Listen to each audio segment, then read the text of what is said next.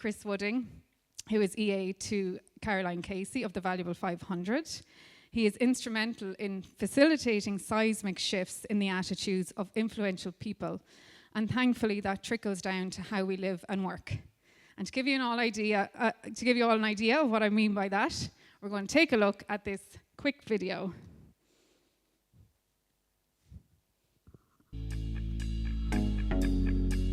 One in every 7 of us live with a disability, making up the world's biggest minority group. Disability impacts everybody. The disability community is one of the only minority group that anybody can join at any point in their life. So why are disabled people twice as likely to be unemployed, underrepresented in media, and still facing widespread discrimination? You control how people see me. Talk to us and with us, not about us and for us. It's a huge problem, but there is a solution. We are the Valuable 500, and we are driving system change through the leaders of the most powerful force on the planet, business. Through our partnership with the Valuable 500, we have an incredible opportunity and responsibility to move the world forward for all. Because CEOs can do in days what governments can only hope to achieve in years. We've built a global collective of 500 CEOs and their companies who have committed to change for people with disabilities. The overall goal is very simply not leaving anybody behind. How are we working explicitly and specifically with disabled people?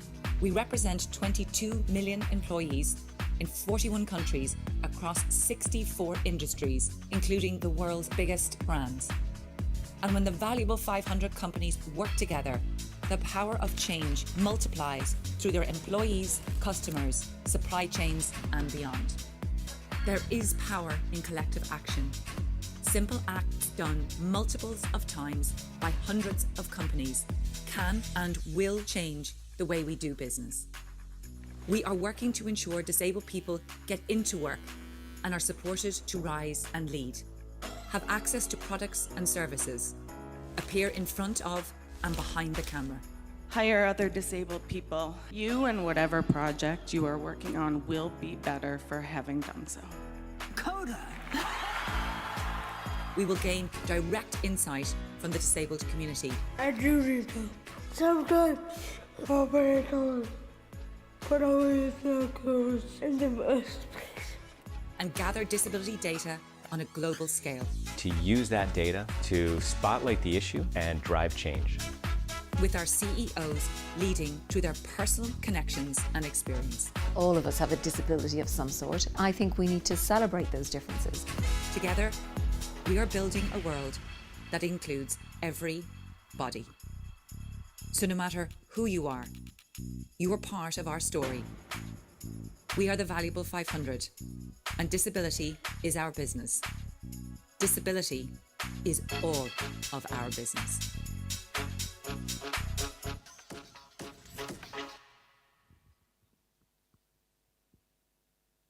Please welcome to the stage Chris Wooding of the Valuable 500.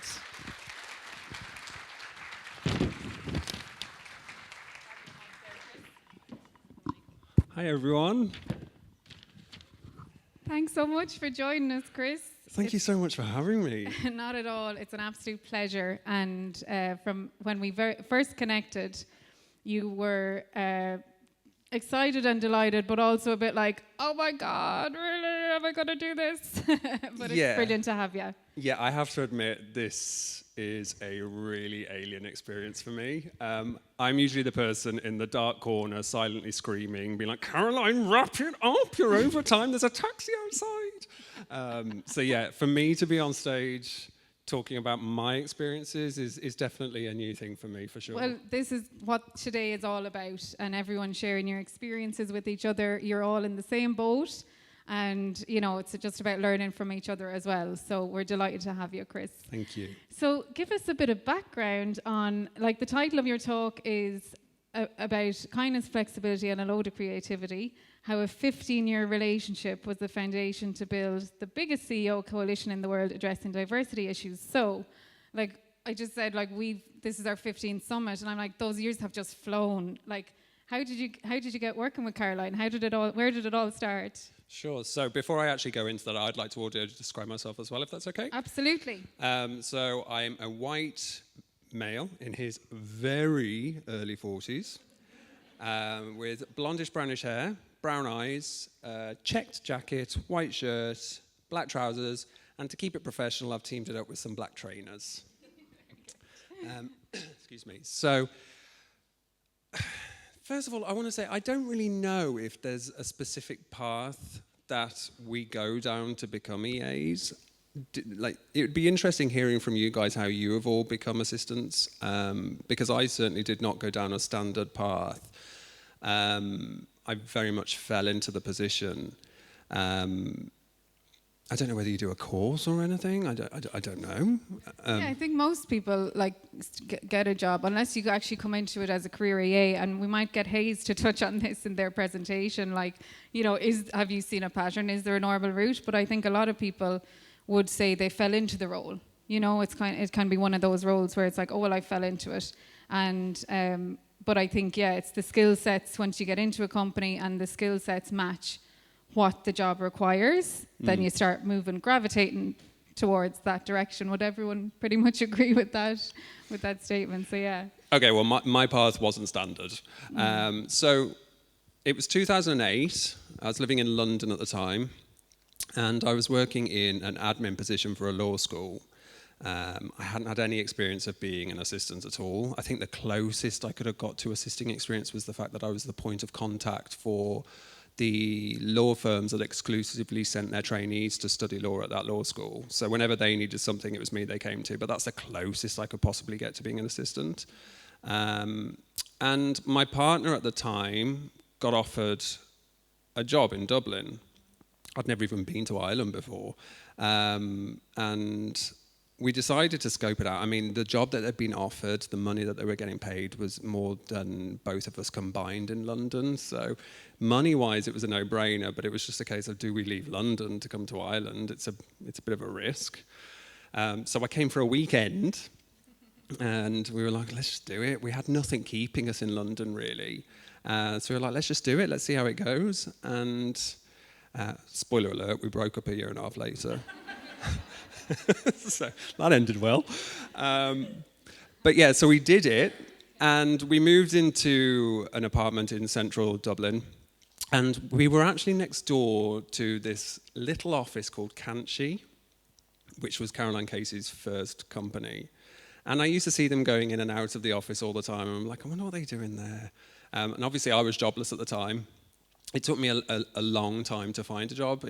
I couldn't really figure out what I wanted to do over here, and it was getting really frustrating for me. Because obviously I didn't know anyone at all in Dublin. I didn't have a job, so it was quite lonely at first.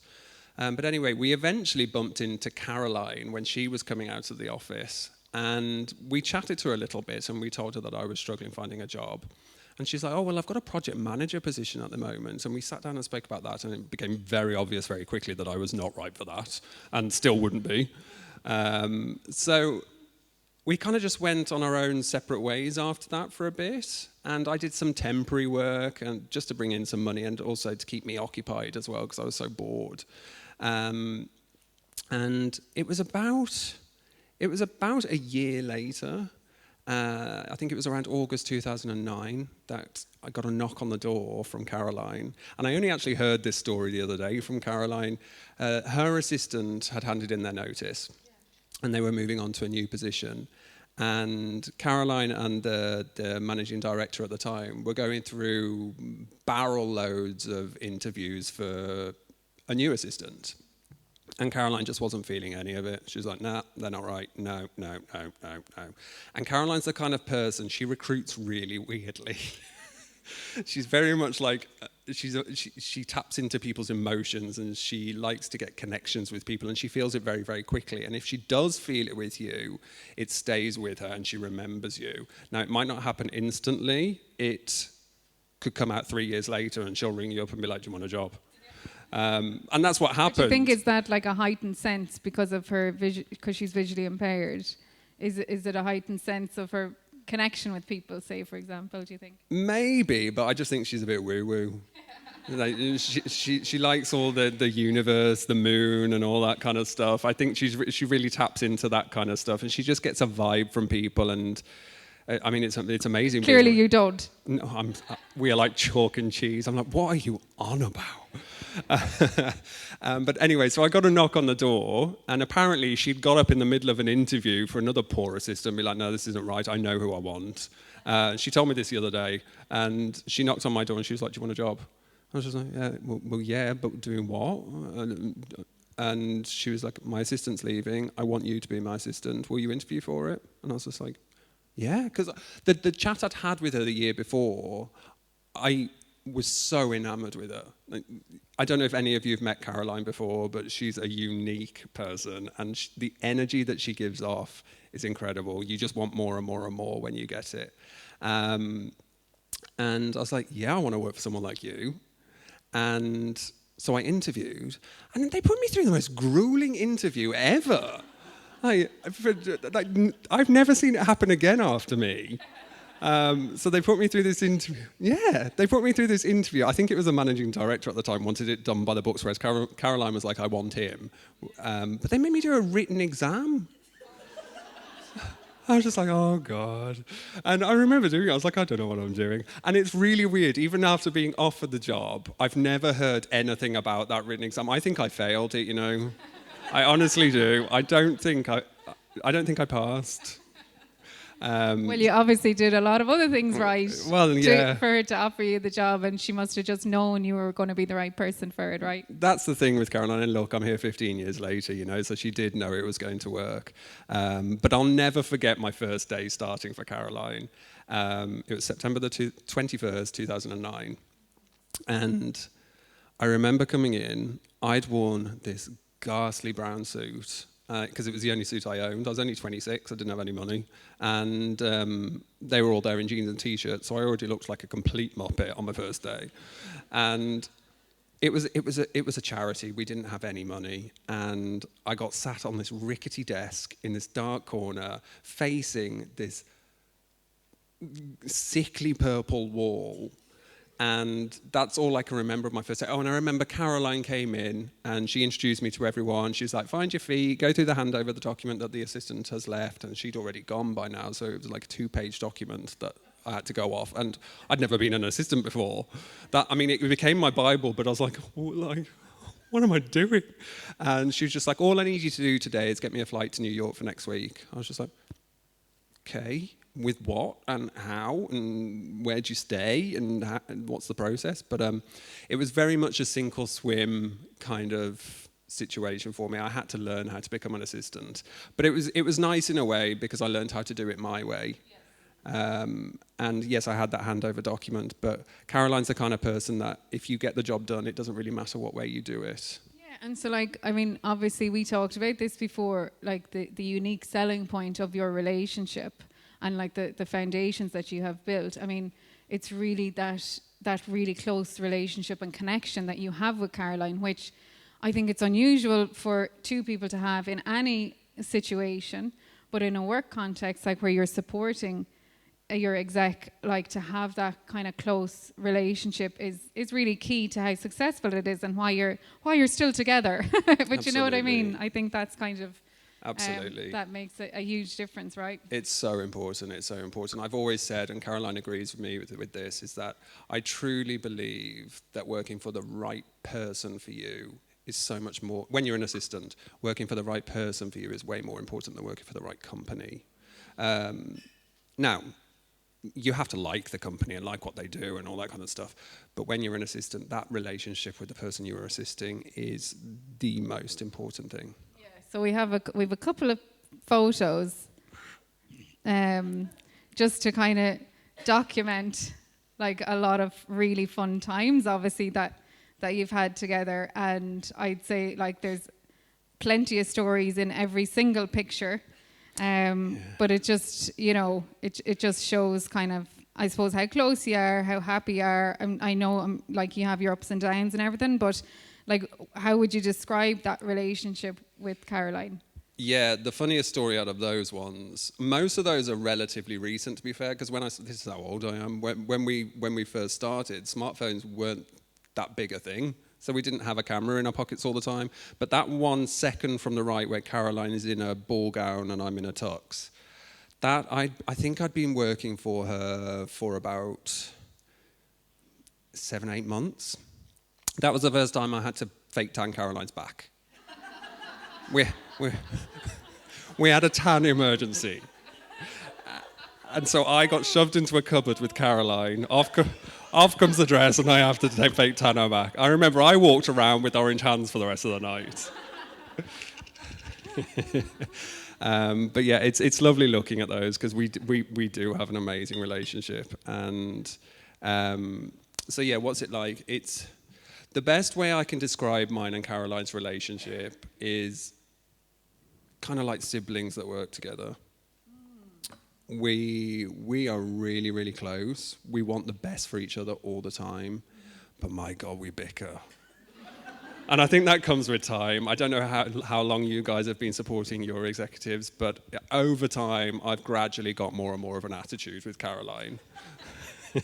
And I think she really appreciates it, actually, because we are closer than ever. It's really, really heavily based on trust.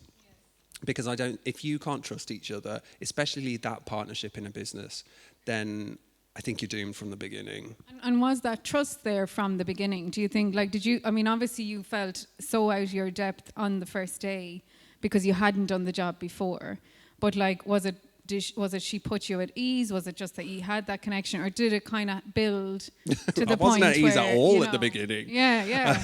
So yeah. You had to create your own systems and find your way working and doing things to match her as well. Absolutely, and I think it takes a bit of trial and error, and it takes time. I'm not saying you're going to start with your executive and have this incredible relationship in week 1. It took time. I'd say for the whole time I was at Kanchi, first of all, it's all been disability sector, the businesses Caroline has had.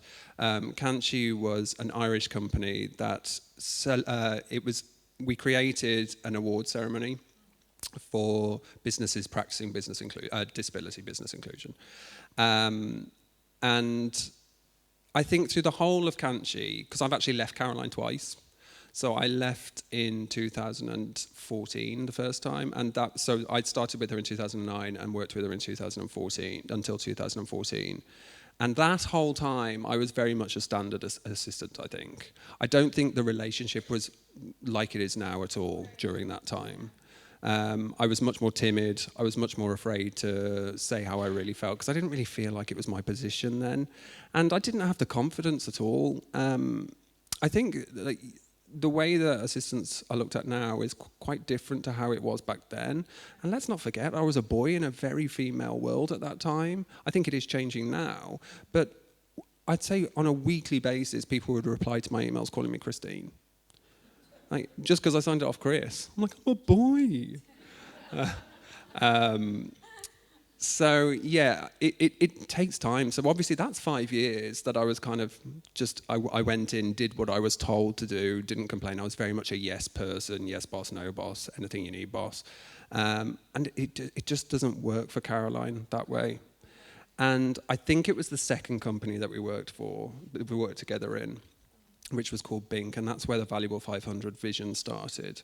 It's where the #Valuable campaign was created when Caroline rode across Colombia on horseback and into the stage of One Young World.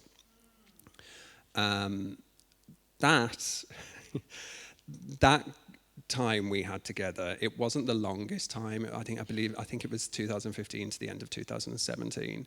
We rented a tiny office in Temple Bar, and we had a tiny team. We had no money.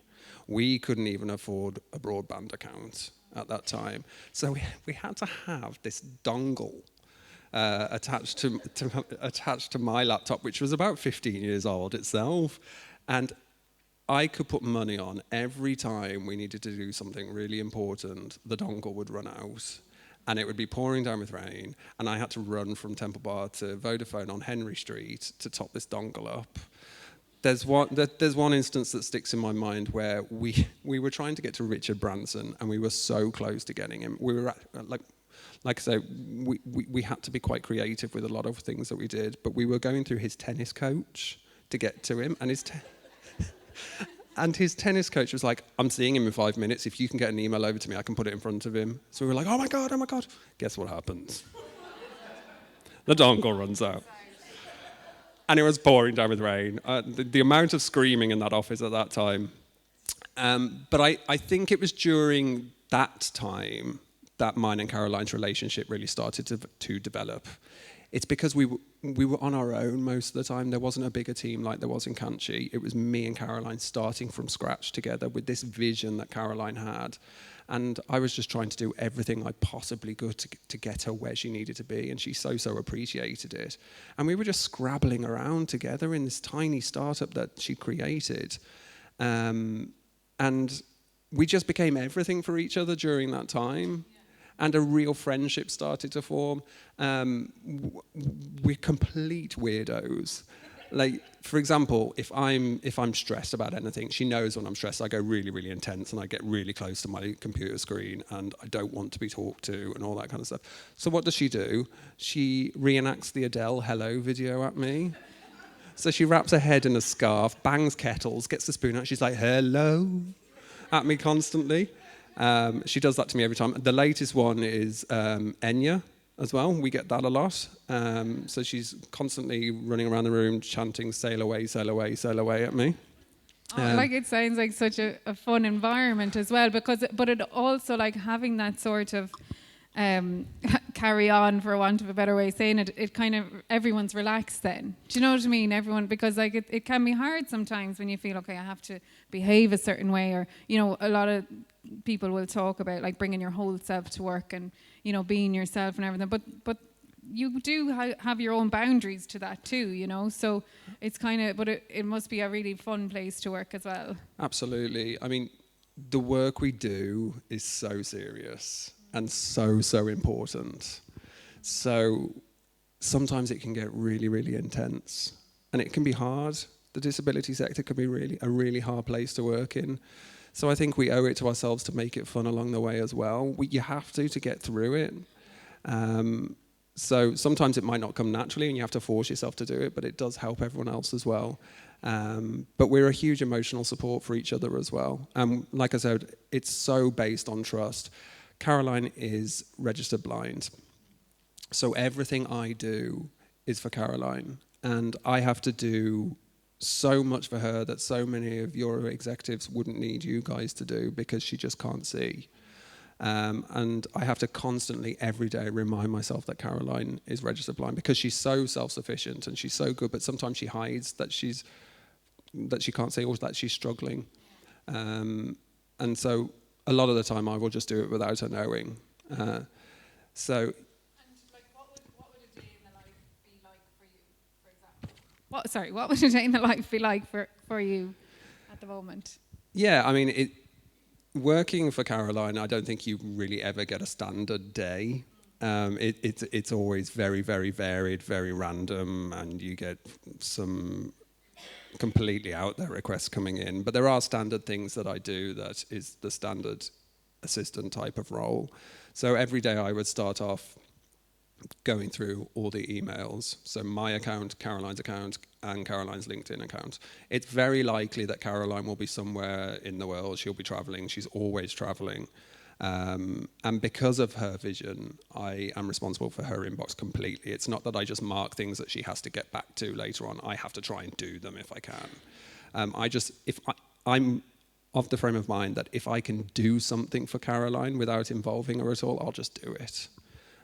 Because her time is so limited and so so and also if it helps, meaning that she doesn't have to have her face so close to a computer screen damaging her vision, then I'll do it. So yeah, I go through all the emails. I'll reply to as many of them as I can, either as Caroline, either as me on behalf of Caroline, or if it's my emails, then obviously just me. I'd say a good third of my day would be spent scheduling, and along with travel booking. And also, if I ever go to hell, I will be booking someone else's flights for eternity. I hate booking flights. I don't know why I'm in this job at all, because that's all I do. Yeah, so they're kind of the standard stuff I do. Caroline's also part of a good few diversity boards as well. So she's on the diversity boards for L'Oreal, for Sky, for Sanofi. She's also the president of the International Agency for Prevention of Blindness. So along with that comes so much stuff coming from them as well. I'd say I probably get reached out daily by at least 2 of those as well. So they may want Caroline to be doing a piece to camera for them, or they want her to join an event for them, or post on social medias for them, and I'm the point of contact for all of those people as well. Like, how do you manage all that? Because you've got to make so many decisions, also on behalf of Caroline. Like, assess every request that comes through, assess whether she needs to see it, whether it's something that she should do or not, answering on her behalf. Like, and then what are the considerations? Say, like, when you are booking the flights, when she is visually impaired. I know you're saying she's self-sufficient, but like, do you lose sleep sometimes thinking, like, she's traveling at the moment, right? So would you be like, oh, I hope she gets here okay and I hope that's fine, or like it's a lot to manage. Yeah, absolutely. I mean, yes, I worry about her. We don't yet have the funding where I can travel everywhere with her. If there is an event organised and the organisers agree for her to have a visual guide, it's more often than not that I would go with her. But yeah, of course I worry about her, especially if it's somewhere that she doesn't know. Like, for example, at the moment she's doing a massive trip over Australia, and she was in different cities in Australia. She's currently on her way back from Papua New Guinea to Sydney.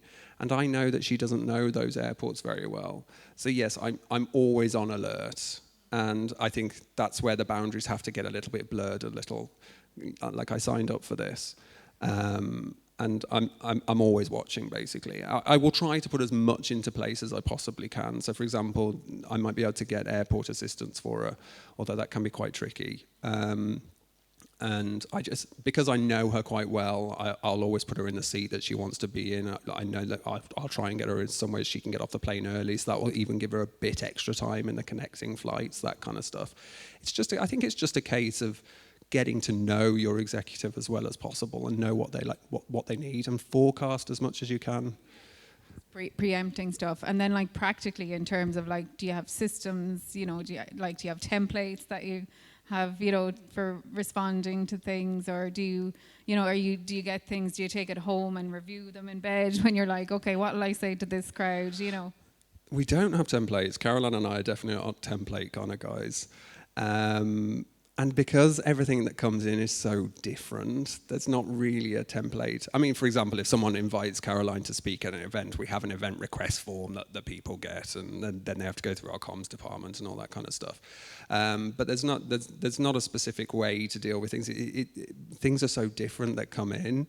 But yeah, like, I will do my best to go back properly and in kind of Caroline's way. So when I'm going back as Caroline, obviously I have to pretend to be Caroline quite a lot. So I have to write as though people will believe it's actually Caroline replying to them. And that's something that definitely comes with time. If you'd asked me to do that during the Canchi days, nah.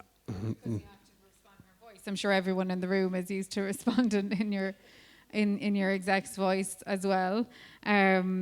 So I guess there is a lot of responsibility on your shoulders as well. Do you know what I mean? And, like, we've seen what the Valuable 500 is trying to achieve, what it's all about, and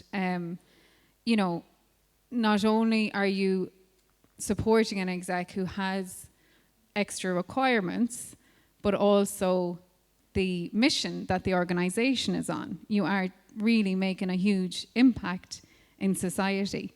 And, like, do you feel that pressure? Like, or, how does that come out? Yeah, definitely.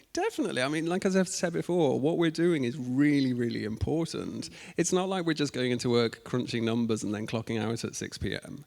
Like, these are people's lives. These are millions and millions and millions of people in the world that we're trying to make their lives better.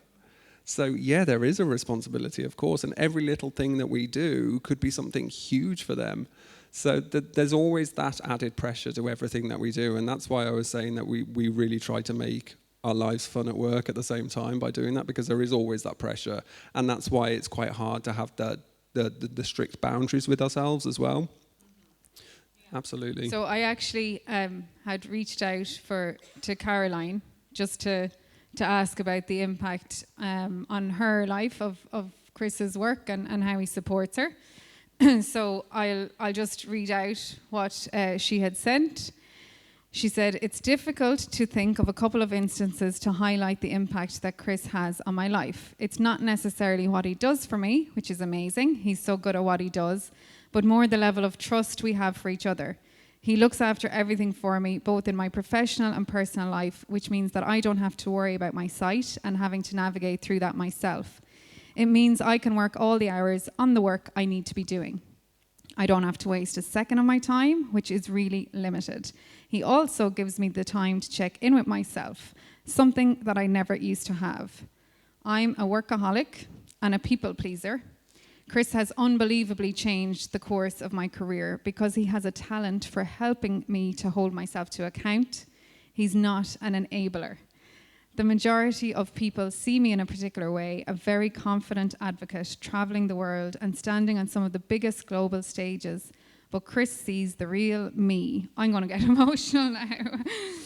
"The Caroline who at times hasn't had an ounce of self-belief, who is carrying trauma and struggling with low vision. I can always be that person with Chris, and he provides me with the most valuable emotional support. He also has the confidence to stand up and tell me when he disagrees with something. I value his opinions and he makes me question things. If I disagree with him, I need a very good argument as to why I do, as he doesn't tend to back down. However, there was a time when Chris and I were a bad combination. Neither of us had boundaries. It got so bad that Chris once threatened to leave, and I believe this was a turning point for the both of us to start being kinder to ourselves and take back some ownership of our personal lives." So was that turning point? Was that when you left, like when you were in 2014 after that, or when was that? No, that was happen? additional. No, I've actually left twice, and Yeah. I've threatened to leave on a few occasions. Yeah. God, I sound awful. Not at all. I mean, there are, like, obviously, like I said, there's a lot of pressure for both of you, and it is a tough industry, as you said. And I never, do you know, like, only for us bringing in the audio descriptions, I was like, that stops and makes me sit back and think. And, you know, like, I'm just one person of, like you said, the millions and millions that you're impacting. So it's like a pressure cooker ready to explode, I suppose. But, you know, there is that kind of challenging aspect to your role. Yeah, absolutely. I mean, I know exactly the time that Caroline's talking about. I think it was October 2021. Now, for context for you all, when we get towards the end of October, I go into a relatively dark side of myself because winter is when the disability sector events really take off. So, and it starts in November. And so as we get towards the end of October, I'm like, uh-oh, okay. Because what happens is, on the 3rd of December, we have International Day of People with Disabilities. And because Caroline is so amazing at public speaking and speaking on this subject, everybody wants her at her events.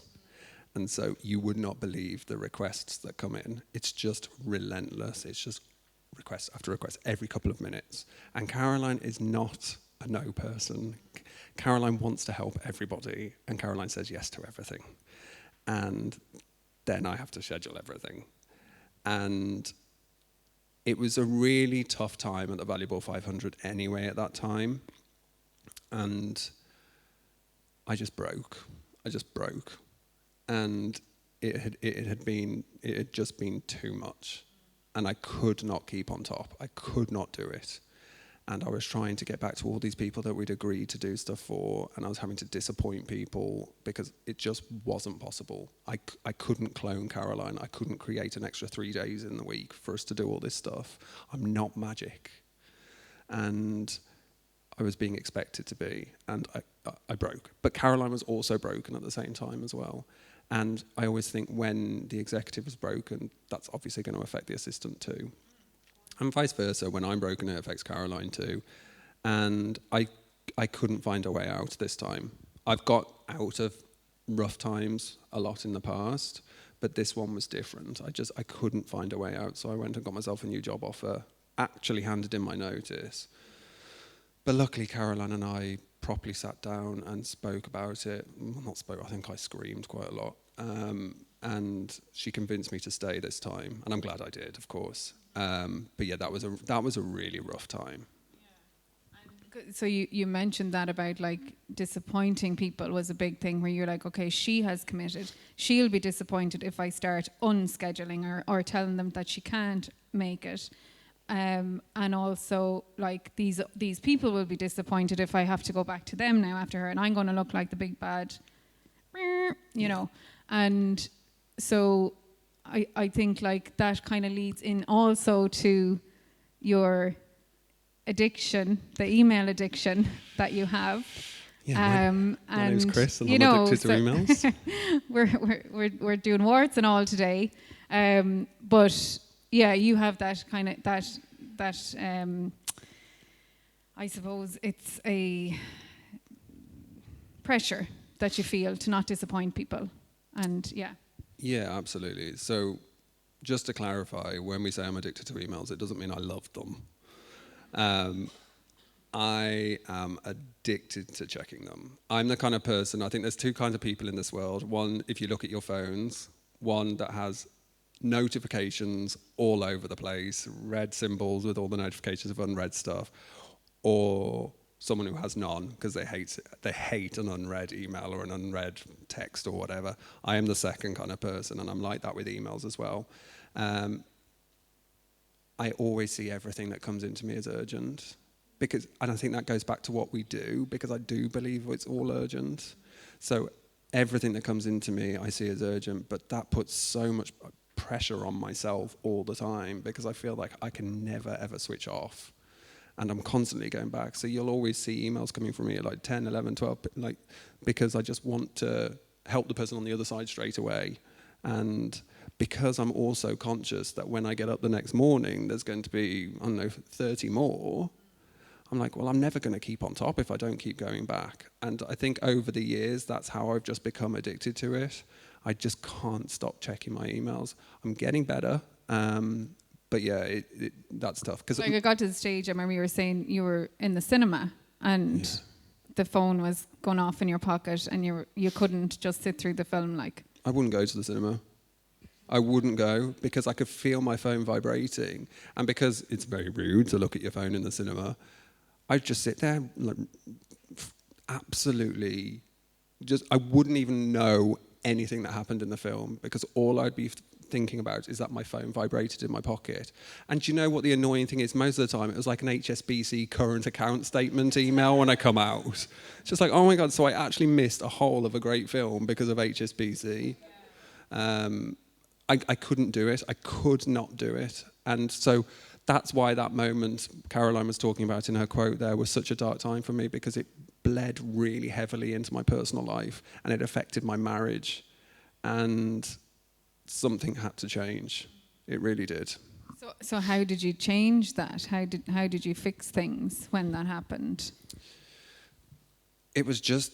I think it was just down to a proper honest conversation. There was a lot of talk about me becoming chief of staff at the time. I don't want to be a chief of staff. No disrespect to anyone who's a chief of staff. That's just not for me. I didn't want it. I love being an EA, and I wanted to stay being an EA. But I think people had in their minds that I wanted to grow into something new, and I didn't. I love what I do. And I felt pressured to start taking on some of this chief of staff work, but yet at the same time, there was all the EA stuff that nothing was being taken off me as well. So she's like, oh my God, I'm doing loads of roles here, and I can't do it. And we're going into November. And then we were invited to the World Economic Forum in Davos, which Caroline gets invited to most years. And I don't know how many, I'm sure lots of you know what that is, but it's one of the most prestigious corporate events there is. So there is tons and tons of admin work for that, and that's held every January. So every time we're invited, I was like, well, there's Christmas gone, awesome.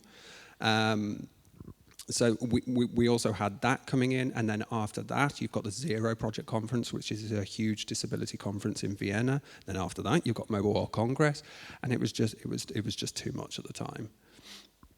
And with the email addiction side of things then as well, you went to a coach for that, because like how many people here would like, because when Chris, when you told me about this on one of our calls, I kind of was like, oh my God, that's terrible. And then I'm sitting watching TV in the evening and I'm looking at my emails and I'm texting and I'm scrolling and I'm going, I wouldn't consider I'd have an addiction, but I'm doing some of the stuff now. I wouldn't have that thing of like, oh, there's people waiting for me to get back. You know what I mean? I'd just be kind of like passing my time. I'll look at this. I'll keep a head start. Like, would everyone in the room say they have a bit of that as well, where you're feeling this responsibility for this other person, especially? You know? I mean, we're acting on behalf of someone else as well. You have to. That's also an additional pressure. Like everything we do is affecting someone else. So most other people in a company, when they're doing stuff, they're answerable for it.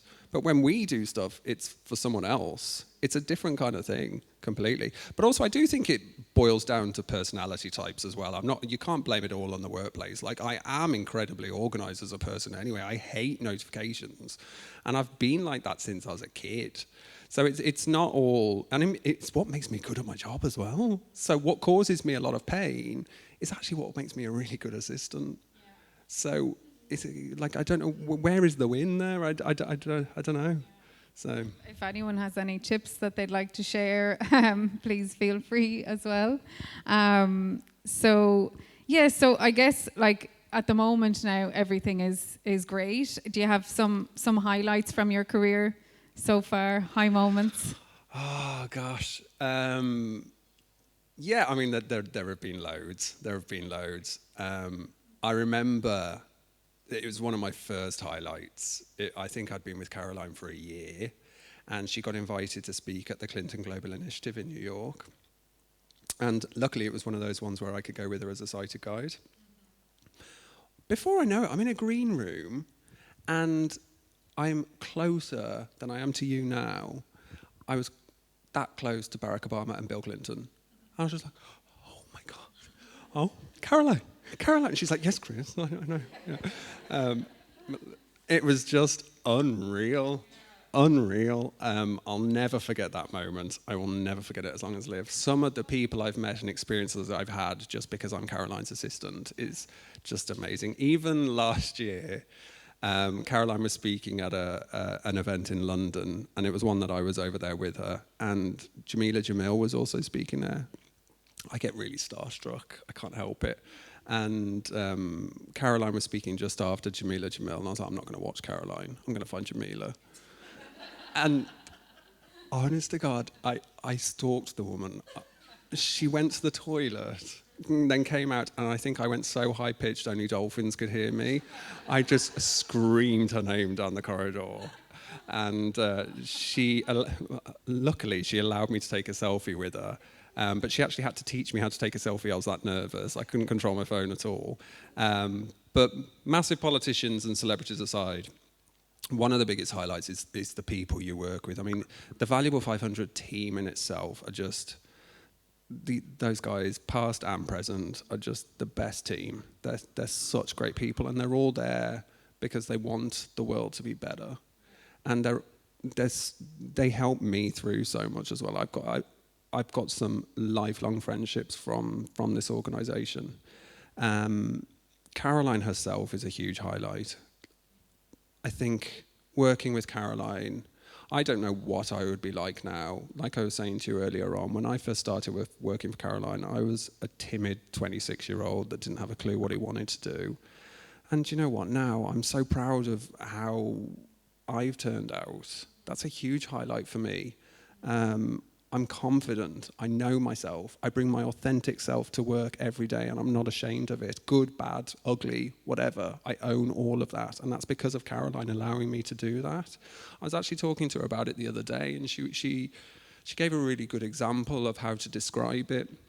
So you know when you're getting married, and the bride lights a candle, groom lights a candle, groom, bride, and then there's a candle that they both light in the middle. So it's kind of like Caroline and I are two very, very separate entities, but there's that middle candle where we compromise and we figure out the best way to work together, and that's what we bring as a partnership. Because we were talking about this yesterday, how like people don't leave companies, they leave managers, and particularly in the close role that an assistant has with their exec, you know, it really is crucial that that's a successful relationship. Like, would you have any advice for someone who's maybe not clicking so much with their exec at the moment, or maybe they're in a new job or just can't get there? I mean, I think assistants try to be the most loyal employees ever, because let's be honest, starting a new job as an assistant is a real ball ache, because you have to learn the role, and then you have to learn a person from scratch. You have to learn it all from the beginning, and you have to learn the ins and outs of this person, how they operate, what the secret little things that they need, and all that kind of stuff. So we try to make our jobs work as much as possible. But if you feel you are in a role where you haven't got that relationship with your executive, and I'd say if it's after 6 months to a year, I'm not sure you will ever get it. But I think my tip would be to try and have an honest conversation with them about it, and tell them, like, I need this from you in order to do my job even better and make your life even easier. So tell them what they're going to get out of it. Because it really does, like, as soon as Caroline was opening up to me and I was opening up to her, we felt like in so much more of a safer space to be able to do that. So I think that's really important. But if you are in a new position, then give it a bit of time as well. And then maybe, like, if that other person isn't so responsive to your suggestion, it's like, okay, move on. Don't waste any more time. If it's not, you know, if it's you trying to kind of make that relationship better, like a romantic relationship or anything like that, or a friendship, it's like if one person's trying to sit down and do that and suggest it, and the other isn't buying it.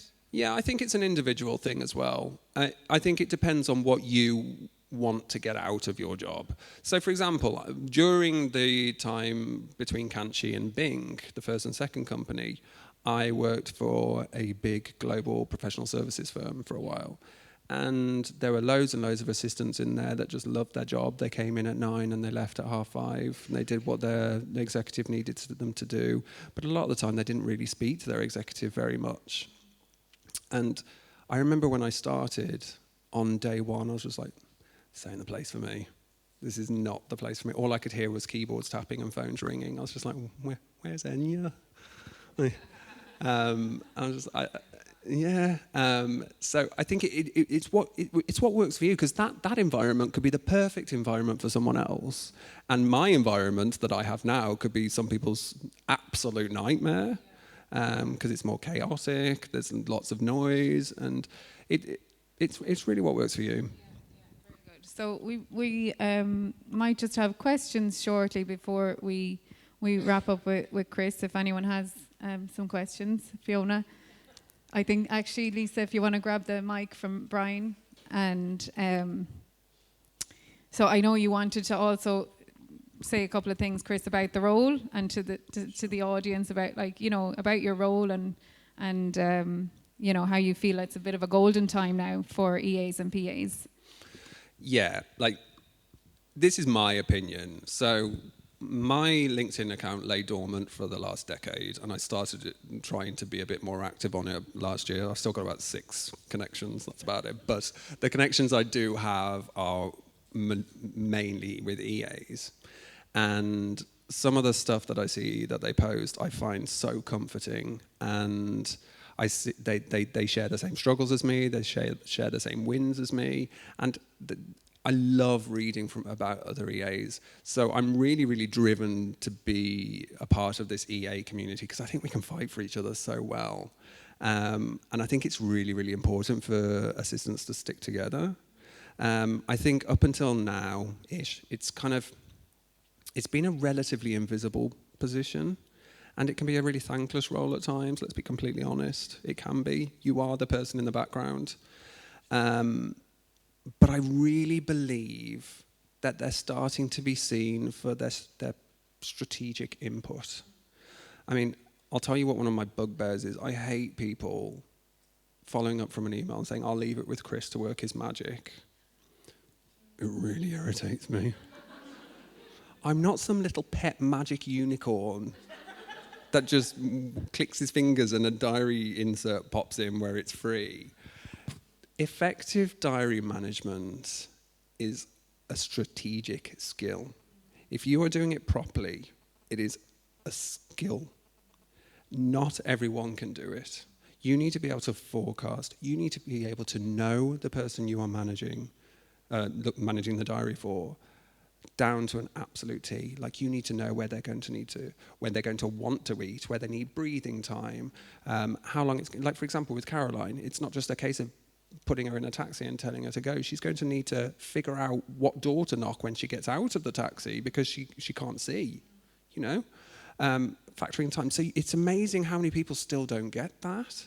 And they're just like, yeah, but I can see Caroline's got a slot free at 2 p.m. Like, okay, yeah, but do you expect her to work back to back from 6 a.m. to 9 p.m.? How can they see it? How like other people on the team? Yeah, I mean, they can see her diary. Yeah. And they're like, yeah, but she's got a block there. I'm like, okay. And if we put that in, what do you think will happen? You know? Yeah. That's not fair. So you have to be your executive's champion constantly, because no one else worries about your executive's well-being, really. So do you respond to the people that say about working the magic? Well, I really want to, but I know that they're being really nice and they're giving me a compliment, but I'm just like, I'm not magic. I have skills. So yeah, it's just a bit of a bugbear. But yeah, like, guys, you guys are amazing, and I know it can be thankless at times. I know you can sometimes feel invisible, but you really are a big deal. You really, really are, and you are you add strategic value to your leadership teams.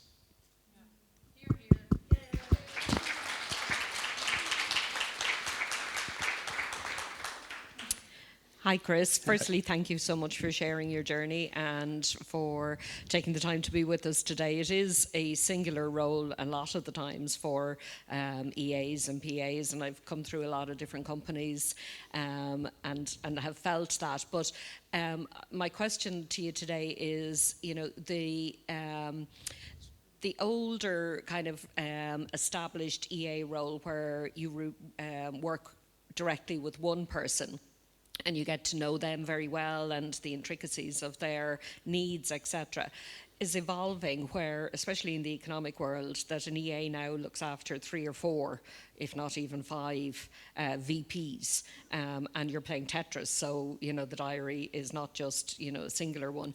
How do you feel the skill set needs to develop, and also the individual needs to be able to still hold their own place, as in the EA, being the individual going forward in that new environment?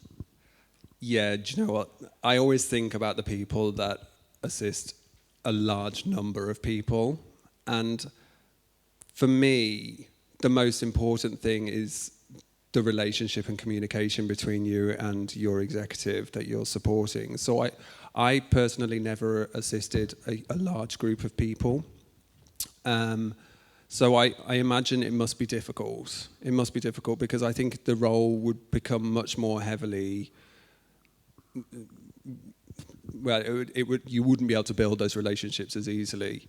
But I think the key is to constantly have honest communication. If you are in a position where you are able to have that communication with your executives, I think if you are struggling with those 5, how do you manage 5 busy executives' diaries? I just don't understand how you would do that and be able to have relationships with any of them. But I think... Yeah, I to be honest, I don't know. I actually don't know. That's a great answer. He's not a magician, Fiona. I'm not a unicorn. But if you are managing 5 busy diaries, then I'm really sorry. That's hardcore. But fair play to you. That's on you. Yeah, absolutely. Listen, Chris, more power to you as well. Thanks so much for joining us Thank you today. for having It's been me. amazing for you to share your story, and I'm just thrilled that you said yes to this Thank you today. so much. Thank you. Thank you. Thank you.